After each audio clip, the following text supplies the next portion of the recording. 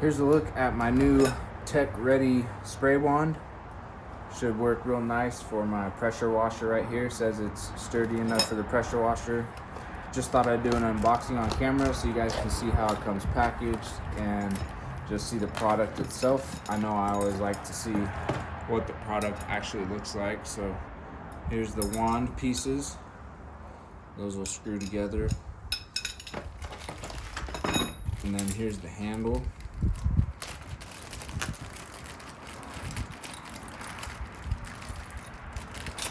If I can get it out, struggling a little bit here. Plus this piece. Here's the handle. This is plastic right here. Straight like hard plastic. It's not rubber or anything like that. Handle works nice. It's got nice tension and nice bounce back. And then you also get a little instruction manual